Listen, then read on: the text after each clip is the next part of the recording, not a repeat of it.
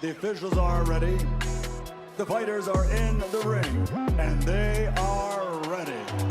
So for the thousands in attendance and the millions watching around the world, ladies and gentlemen, let's get ready to rumble. BG, how are you? Good morning, Jay. How are you?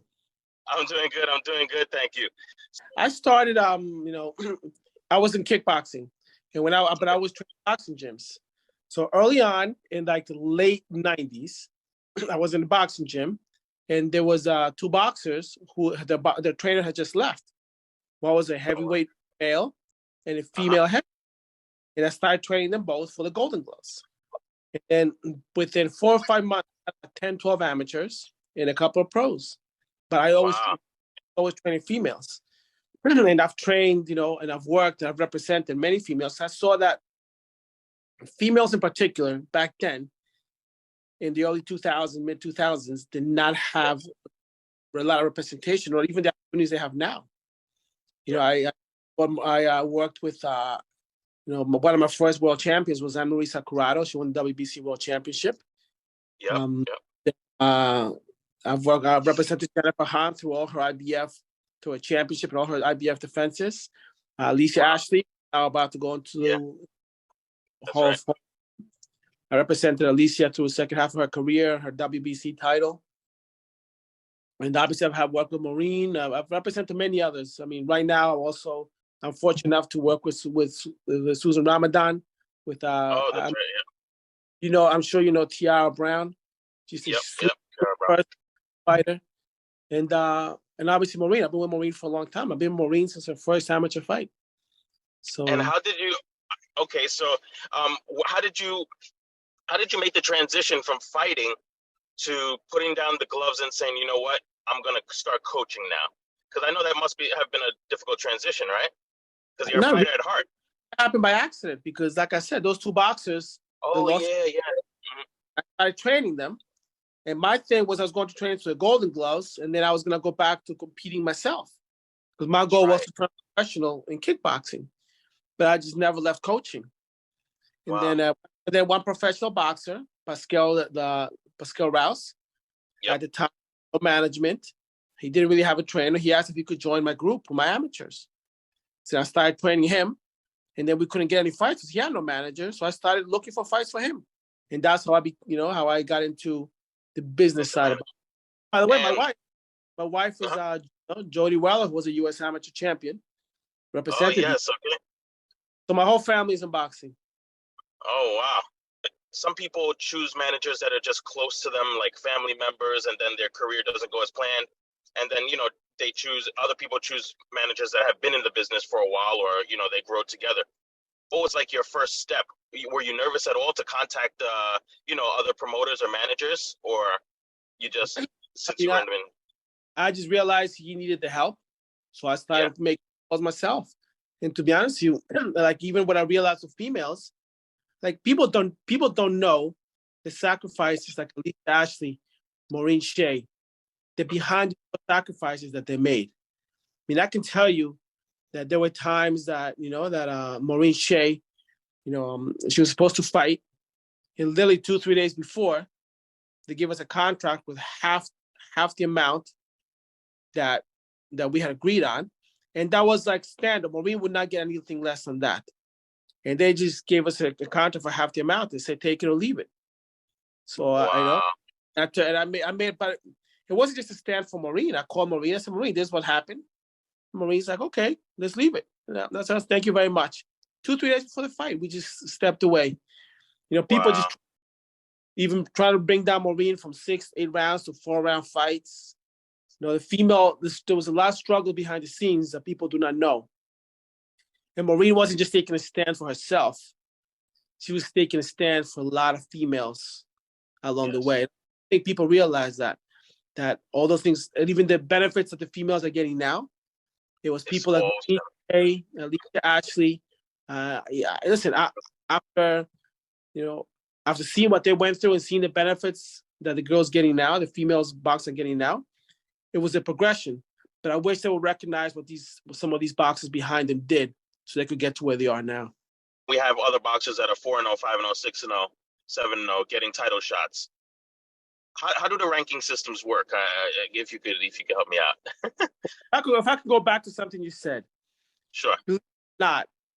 Female boxing was very lively in the late 2000s, 2005, 2007, 2000. It was very lively. There's a lot of good fights, and a lot of good fights that happened that people didn't see it because they were just club shows, or they really did not happen because at some point we also have to take a stand. If you want to see those fights, there has to be some money behind it. And right. It's particularly in the United States, did not get behind it then. And I have to say it, their networks are still not getting behind it in the United States. You have to give credit to Matchroom because they're doing it, but they also have the resources to do it. Yeah, the economic, He's, and with all due respect, he's really focused on the European boxers, particularly female boxers in Europe, and not the U.S. boxers. And the talent pool is less now than it was 15 years ago. And I believe that's because we lost a lot of female talent to MMA because they jumped on the female bandwagon first when boxing didn't do it. Yeah, that's right. And then I see right now, even some females are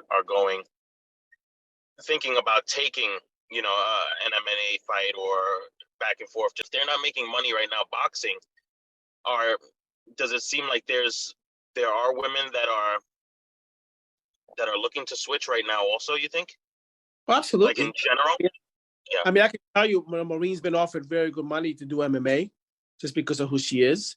She's been offered, she's got offered other opportunities and big money, but she declined it. She wants to stick with boxing. You can't blame her. Yeah, of course. Yeah, and then there's the part of it where Maureen does take a stand. Even now, she's taking a stand. She's not going up to 130 pounds. She's not going up to 126 pounds. It doesn't matter. It's not about the money. It's about taking a stand. There's a lot going on in the media about Maureen's situation with Ellie Scottney and Sugar Neeks. If you can maybe just maybe brief us on that situation. So what exactly happened there? Well, Maureen was actually number one featherweight with the IBF. Number one featherweight. It was number one. I requested that she be rated at 122, not 126. Yeah. Time, the ratings chairman says, well, if she waits, she's up for a world title at 126. She's up for it soon. So, but that's not what she wants to fight. She wants to fight at 122. Mm-hmm. So they rated her at number 2 at 122. The champion had not defended within over a year. Over a year. Or she had to vacate the title. Then, unfortunately, the ratings chairman at the time, Anibal Miramontes, passed away. And there were no ratings for whatever time it was, 4 or 5 months. The ratings come up, and Maureen, who had been number 2, is now off the ratings, completely off the ratings. Really? And then in November, Cruz loses the fight, and she becomes number 1 in December. Chinika lost her fight in May of that year. Coming off a loss, she fought in May. She didn't fight the full year. And in December, she's number 2. And then negotiating for the vacant title. Now, oh my Lord, how? Imagine if that happened with the males. Because it gets looked. It gets so you can go look at the ratings and you can see it. Nobody's looking at these things. I look at it because I now have to look at it for Maureen. Mm-hmm. So, oh my God. It happened with the males. I mean, it happens. It happened with the females. And then Chinika Johnson wins the title a few months later. And then Maureen might be rated number 3, number 2, but she's never in that mandatory position. Look, Tiara was mandatory 5 months ago. And all of a sudden, dropping down. And then when the champion is time to defend, I don't know who's going to be there. But Tiara deserves a number with a mandatory spot. And that's I believe Maureen's. I mean, granted, I'm a little bit biased. But look at Tiara Brown, 14-0, 10 knockouts. Maureen Shea, 30-2. And she's she deserves the opportunity to fight on the big fights. She deserves it. I absolutely agree. Okay, so we have Sky Nicholson fighting for the interim title against Perez. Yeah. And then the winner of that, okay, is going to be the interim for the WBC. Now, the title holder is Amanda Serrano right now. Yeah. So let's just say Sky becomes the mandatory, and she gets to choose who she's going to fight at that point, right? If there's a title available, a vacant title, or if it's not Amanda Serrano. Well, if let's say she fights Perez and she wins, right? Mm-hmm. So now she's the interim champion. Mm-hmm. Now, if it was the guys, forget male or female. Okay. Right? They should go to the number one rated. If the number one rated, go number two. If they decline, it should be number three. That's the way it should go. Yeah, period. That's right. So, like, what's the point of ratings? You shouldn't go at the ratings and go, well, there's 15. Let me pick one. Which one I want. You know what I mean? Yeah. And I don't believe it's intended to be that way. Yeah, I don't believe it's intended, but people, I mean, there's no one regulating that, right? So literally, these ratings, they're really for no reason if they get to, because the governing bodies are able to pick. Listen, the WBA, Maureen was number one at 118. Eventually, she gets number two, and there's a number one. The title's vacant, right? Yeah. And then two females they're not rated in June or July. Then they become rated in August. Yeah. Matchroom was doing a vacant world title for the number 8 and number 9. 2 months before, they weren't even in the ratings. And who chooses this stuff? Who chooses this? Number one. You can go look it up. Yeah. I'm not telling something you cannot go look at it yourself. You can see it. I've actually been doing this because Luigi, I feel like it's like so me doing like on the media side, I feel like it's like a puzzle. And it's like things that like you really have to dig deep, and you could see like little things that you're telling me, like you could see little ratings, and then the next month, where did this rating go? But then there's no one to really ask or anything like that for an answer, or there's no one regulating it, right? Like there's no higher body than the governing bodies, right? So they could really. I called WBA on it, and I was told that the winner would have to fight Maureen. You were told the winner has to fight Maureen. Yeah, here we are 2 years later.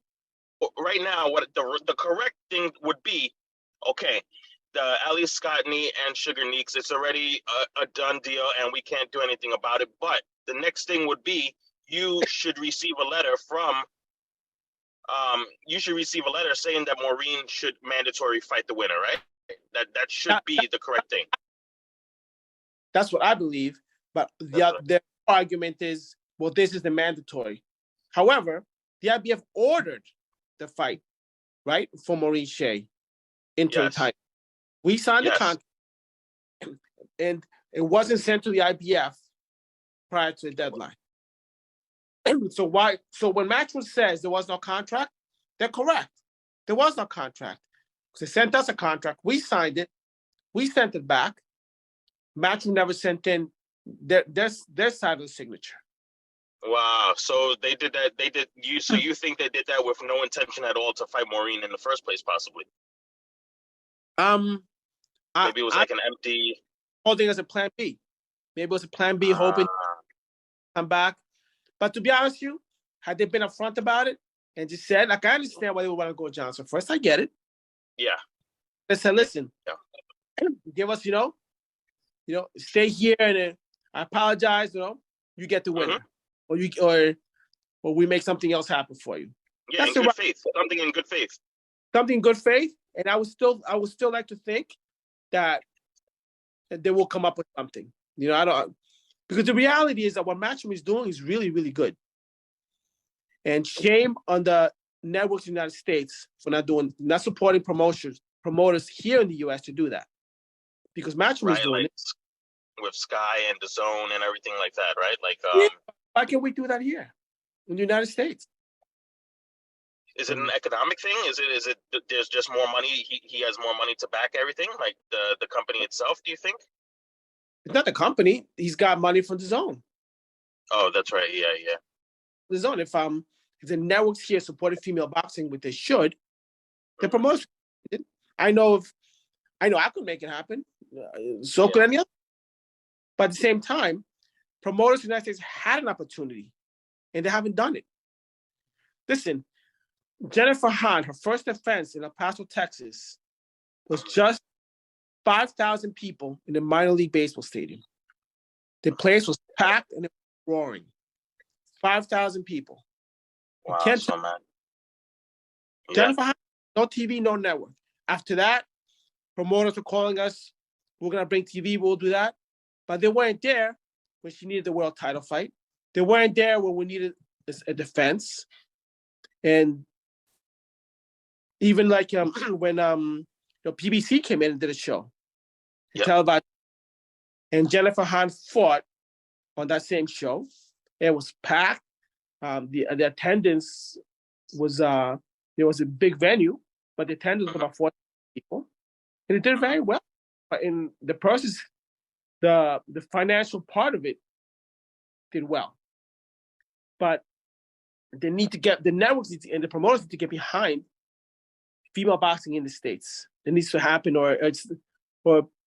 you can't blame Matchroom for number one heading this, this spearheading this. Experience going forward because they have the means and they see something, and it's legitimate. Yeah. I'm so happy that I spoke to you because now, my brain and the wheels are turning now because I think about, I think about this all the time. And I was just thinking, so I mean, it's not his fault. He's capitalizing on an opportunity. There's opportunity and everyone else would too, if we had the opportunity. All I'm saying is, yeah, I understand. Like, listen, he's got the champion. If somebody's in the rating, he wants to make the fights happen, by all means, you have every right to do so.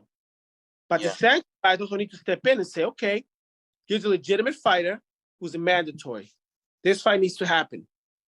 And then, Tiara Brown, whoever it is, we negotiate. Even if it's matching who has the champion, we negotiate. If they offer more money, then they make it happen. If we offer more money, we make it happen. That's the way the business should be. It shouldn't just go to Matchroom because they have the capital. They can control what they do, but at some point, the mandatories, the sanction bodies are there to enforce the mandatories, so the boxers who deserve the opportunities get the opportunities, like Maureen or Tiara. And yes. I'm going to say Susan Ramadan. There's plenty, and those are the boxers I represent, but there's others. We're not the only ones. There's others. Yeah, no, absolutely. And then as far as networks in the United States, we really only have Showtime and no more HBO. So who else? Like ESPN, right? ESPN would have to get behind it. Look, Top Rank could do it. Top Rank. Top Rank does it a little bit right now. Yeah, with Michaela. Top Rank are absolutely great promoters.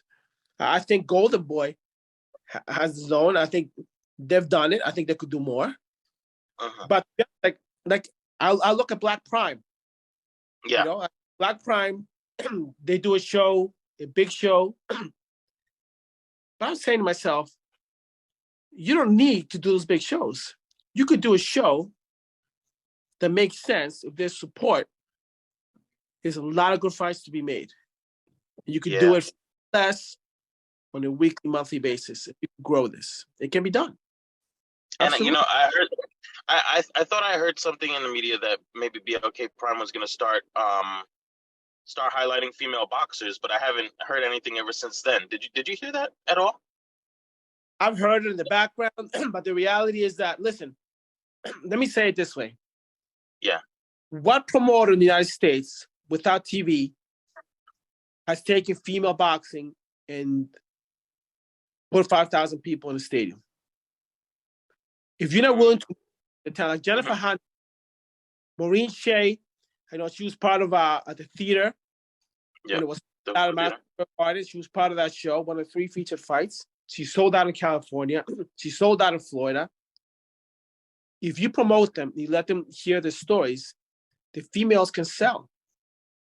but it has to be promoters willing to get behind them and actually promote. You have to really promote, not just get TV network money and put a fight that doesn't make sense. Yeah, that's right. Okay, so what's the next what's looking forward for Maureen right now? What do you think the future holds for her career right now, or maybe this year? As far as projecting wise. I believe Maureen Shea cannot be avoided. What I mean by that is eventually she has to get an opportunity this year. Yeah, it has to, right? Yeah, that's what I'm thinking. I can't see it not happening. Personally, my goal is to get her back in the ring in June. And however we have to do it, it's very difficult right now to make fights in the United States because, especially for Maureen, females either want a lot of money, and I can tell you that we've had opportunities to put her on where females literally said yes, and then the next day they apologized and said, listen, my family doesn't want me to take the fight, or that's true. And listen, I respect it. It's okay. Oh, man, yeah, I understand that. Yeah. That has happened. So Maureen's at a stage in her career where people look at it as a very dangerous fight. Yeah, I was gonna say that too. Yeah, because it's a big chance that they're gonna get hurt, and then the reward, I guess there would have to be a big reward attached to that because she's so powerful, so good, such a good record, and then what happens if she wins? But the other part of it is that, like, a lot of Maureen people don't know her story, even her losses. There were circumstances that happened that she never shared publicly. There's things that people don't even her draw with Julian Luna. People don't know that she broke her wrist during the fight. I guess Julian, you don't know that even when with the second or third round when she fought and it's nothing against the other fighters. I'm looking at it just from Maureen Shea. Yes, absolutely. When she fought at the Garden and she fought Kina Partida, it was the second or third round. Kina put her hands over Maureen's ears, and Maureen said when she felt that, she felt a whoosh, and she popped her eardrum. Her eardrum. Oh my gosh! She fought 7-8 rounds, like just on instinct, because she couldn't even balance. She couldn't step forward. Yeah. And when she went down, and like I said, it's nothing against Kina. I'm not taking away from her because she's a great fighter. But that happened to her. I mean, it's just circumstances, and she went to the hospital afterwards because of that. She never shares those things. She keeps those things to herself, part of her story. But people need to understand that the fighters, she's not the only one like this. They go to these things, and for her to come back now and have all these fights and when she's on, man, she's a very exciting fighter. She makes you miss. She makes you pay. She's a lot of fun to watch. Yeah, and she'll get the platform so more people can see it. Not just a club show, back on the stage where she belongs, so people can see that's aspect of her game. Absolutely. And back to what you were saying about June. Yeah, I don't want to see her inactive because she deserves to. Even one fight, and then that fight could just even if it's not televised, we could still definitely talk about it, and we could push it out there and get the word out and get some highlights out, and just so, because I don't want anyone to think that she's not boxing anymore or something like that. You know what I mean? But she's a stage in her career where it's hard to just get her in small fights. You understand what I mean? We're gonna have to maintain activity. I mean, look at Tiara. Tiara, fighter. Do you think Matchroom wants to put Sky with Tiara? They don't. Personally, no. Don't. But you tell me, from a fan point of view, why not put Tiara and build up Tiara? Help build her. Build Sky. Because if you don't want to put her in there with Tiara now, which I understand, build them both. Because one day they can get together, and that could be a heck of a fight. Because Tiara will fight King Kong. He doesn't care. I know, and Tiara, we're big supporters of Tiara, and we love her work. And it was completely organic from literally just clicking on one of her pictures, seeing her pictures, then doing our own research, and then watching her highlights to becoming full-time supporters and asking her for an interview. That's how the whole process literally worked. Yeah. And then when I interviewed her, I really got to know not only the boxer but the woman that she is, and she told her story on our platform, and I thought actually that she's ridiculously admirable. Like, she is there's so much inspiration that she can give to others. And right now what's happening to her, I feel like the best word is it's not fair. Maybe, you know what I mean? Maybe that's the best word for it. That's why sanctioning body has to look at Tiara. Tiara was an amateur world champion. She didn't go to the Olympics because her weight class was not in the Olympics. That's right. Yeah, that's the only reason, right? She's legitimate. She's got the amateur credentials. She's got the professional credentials. She deserves a platform. If that was a guy winning a world championship in the amateurs, promoters would be, and they would be at her doorstep trying to sign her. But I'm just speechless. You know what I mean? It's not right. Bottom line, it's not right. Yeah, I know, and better. She's been with promoters before, right? But so she was with the promoter. I think the last time was in 2019. That's when it was, from 2016 to 2019, something like that. Yeah, but if a promoter doesn't have the ability to keep her active, then what's the point? Or even get a point. And that's what, exactly. Then it's just like tied down for nothing. Yeah, but then the promoters have to be able to keep her active. And the other aspect of it is that the networks need to get behind it. I think it's going to happen because it can't not happen. If, networks and promoters or everything, they look at social media, they look online, they look at media, and they see, these names popping up, and these names having 17,000, impressions, or 20,000, or just people want to see this. Like, if it's causing noise, I feel like economically, wouldn't that make the most sense to want to get behind it?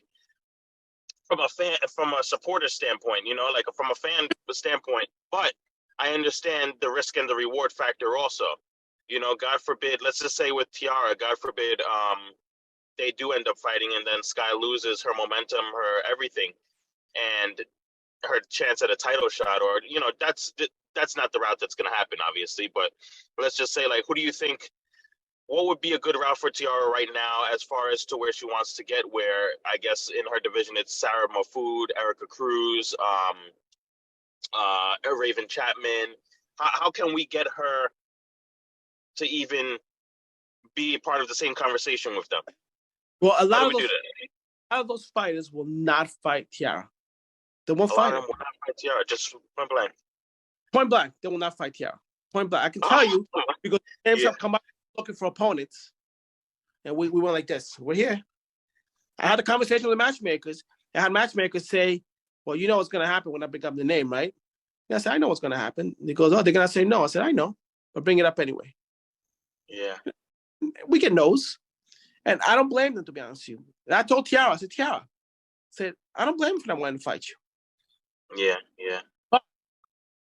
And here's the but. If a network gets behind these females, if a network gets behind Maureen Shea, Tiara Brown, we can promote them. And if we promote them, if the money is there, the fans are going to want to see the good fights. Right. Yeah, we do want to see them. And I want to see Tiara against Sky. I want to see that fight. As a fan, never mind as representing Tiara. As a fan, I want to see that fight. Yeah. But Tiara needs to be, she needs a bigger platform so people can see who she is. So people want to see her. They can ask for that fight, demand that fight. So what can, let's say, our subscribers or our followers, what can our followers do to help the situation? We could tag all the networks, and because remember, we're not associated with you guys, so we could really like write anything we really, like you see some boxing Twitter, those people are nuts, and but like right and tag them, put them out there, because we need the help. We need to get it out there. how else can I say it? Mm-hmm. MMA, female MMA in UFC was non-existent. Yeah, and then look at it You know? now. So, Dana yeah. White said, "I'm never gonna put him on." Wow, and then look at And this. Look at it. it's not about being pretty. It's not about being sexy. It's about putting on a good fight. Yeah, exactly. Exactly. Fight, the UFC will put you on. And to me, that's the way boxing should be. It's just, and I think it's no different. If there's a good fight, it's particularly like somebody like Maureen and Tiara, who are good people. You want to cheer for them. Yeah.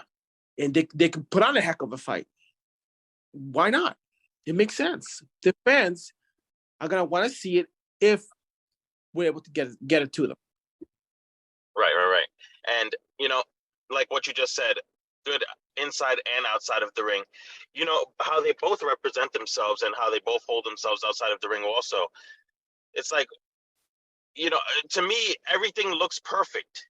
To me, everything looks perfect. Like, I just, that's why I thank you for even speaking with me, because I really was kind of confused on why, like, why, other than what you just told me today, like, there's really nothing wrong. There's nothing wrong. It's not like they hold themselves, not like women outside of the ring or something, or, there's nothing. They're perfect role models. You know what I mean? Like, and their stories, because I was kind of tagging the boxers themselves. I was tagging promoters, but I never really like dug deep into the networks, to be honest. And I know they read the stuff. I know they read it for a fact. Absolutely. So they listen. Eddie Hearn reads it. Lou DiBella reads it.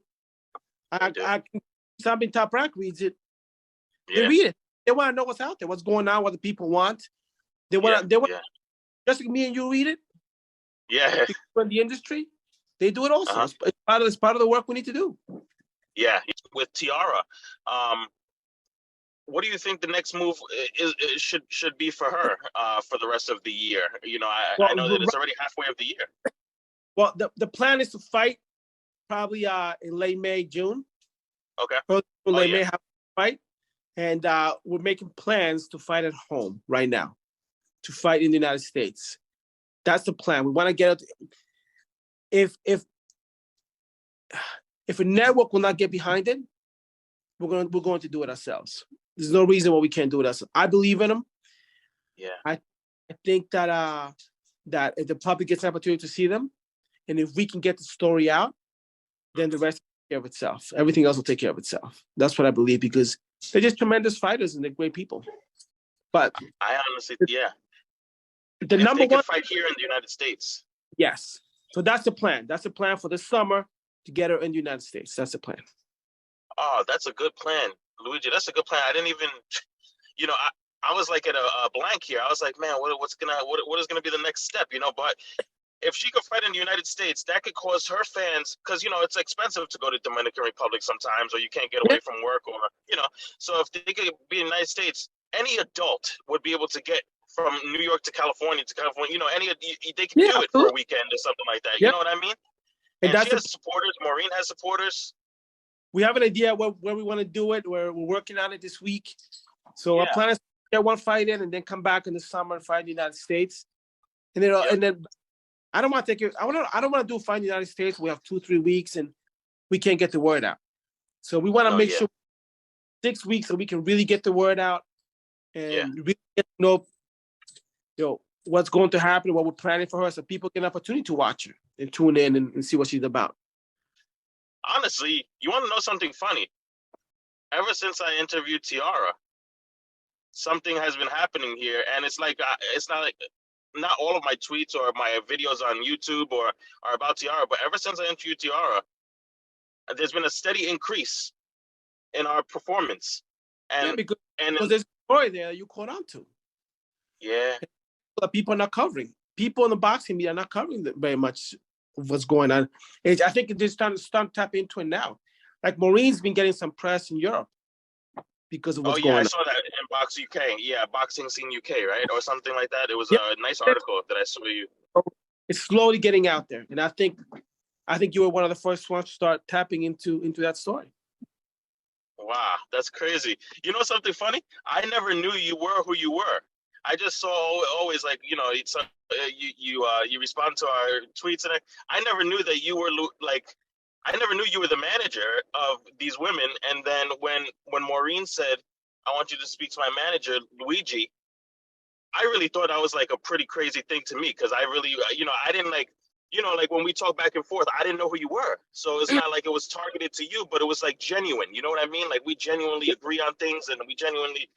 I'm very behind the scenes. It's not about me. It's about them. I just Of want to course. work behind the scenes to get stuff done.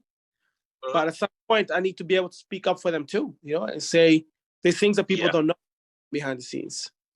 So it's nice opportunity. So I appreciate you for that, Jay. Thank you so much. Oh, dude, this is no, I thought that this was a great idea also, because I really felt it was a good idea, and I was nervous. I was like, Maureen, are you sure I'm okay to speak to Luigi? But you're an awesome dude, and I really, I respect everything you're doing, and you know that I'm 100% behind you on this, because this is something that I really feel like I really feel that they deserve it. When I feel passionate about something, I definitely help with nothing asked in return. So I'm just, I'm here for any media you want to get out or anything like that. I appreciate you. I appreciate you.